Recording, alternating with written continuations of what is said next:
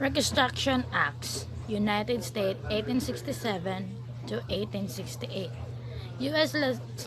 legislation enacted in that year that outlined the conditions under which southern states would be remitted to the Union following the American Civil War in the year 1861 to 65. This means that U.S. legislation enacted in that year and states admitted to the Union in following American Civil War in this year. Radical Republicans in the U.S. Congress written the bills. The Radical Republicans in the U.S. Congress written up the bills. And in 1865, the war was ended. President Andrew Johnson indicated to pursue lenient Reconstruction Congress committed to enfranchisement. Johnson committed equal rights for freed blacks. Organized crime, complex of highly centralized enterprises set up for the purpose of engaging in illegal activities. Such organizations engage in offenses such as cargo, theft, fraud, robbery, kidnapping for ransom, and the demanding of protection payments. The principal source of income for these criminal syndicates is the supply of goods and services that are illegal but for which there is a continued public demand, such as drugs, prostitution, loan sharking, i.e. usury, and gambling. Although Europe and Asia have historical have had their international rings of smugglers, derivatives, and traffickers, and Sicily and Japan have centuries-old organizations, organized criminal activities, particularly flour- flourish, flourish in the 20th century in the United States, where at time organized crime was compared to a cartel of legitimate business firms.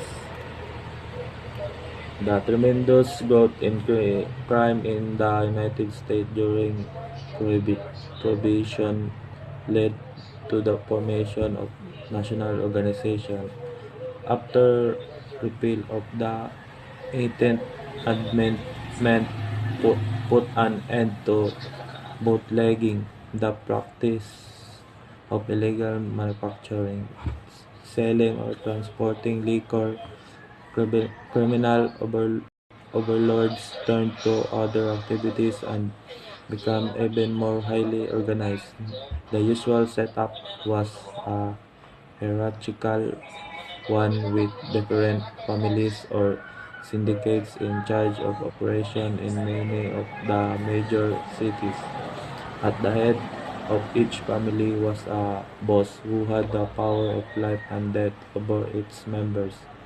Wherever organized crime existed, it saw protection from interference by the police and the courts. Accordingly, large sums of money have been expended by syndicates bosses in attempt to gain political influence on both local and national levels of government.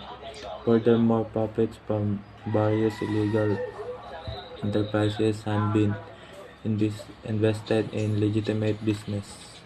My topic is all about migration and the two types of migration.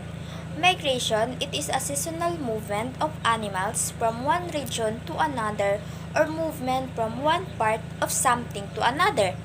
If we say migration, it refers to a movement of people to live there. Some people asking why there is so called migration. Cold migration or a person is able to migrate in another to survive because they do not have a permanent home, food, and so on. So they're able to move from place to place. Like in Dumaguete, we see a lot of migrants or what we called badyaw. There is a part in Dumaguete that has many of them, and there is also a part in Dumaguete that there are only a few of them because they are based on what they earn or how they live. There are the two types of migration, the internal migration and the external migration. The internal migration, it is the migration refers to a change of residence within national boundaries such as between states, province, cities, and municipalities. For example, you are from Negros Oriental and you want to go to Manila to work. Then you will go to Cebu, Negros Occidental, and so on within the country only. That is internal migration only within the country. While the external migration is someone who moves to a different administrative territory or someone who moves to a different country.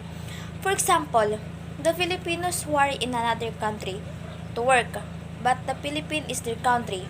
That is external migration outside the country that is not your origin. Good day everyone. My topic is all about border control.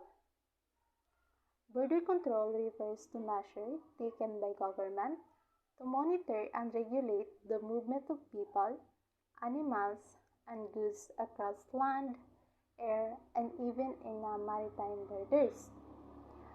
While it is typically associated with international borders, and it also encompasses control imposed of internal borders within a single state.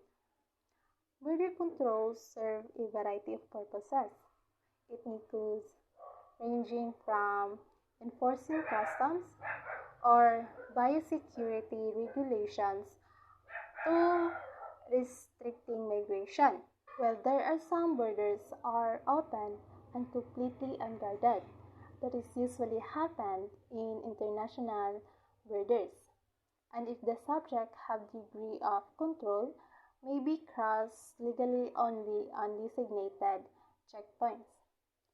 But then, border controls is very important. It's because it helps to work facilitating the flow of legal migration and goods because their goal is preventing illegal trafficking and illegal movements like weapon, drugs, and contraband. So border controls is a big help in maintaining the safety of country. It also enhancing awareness and understanding of established good practices. That's all, and God bless.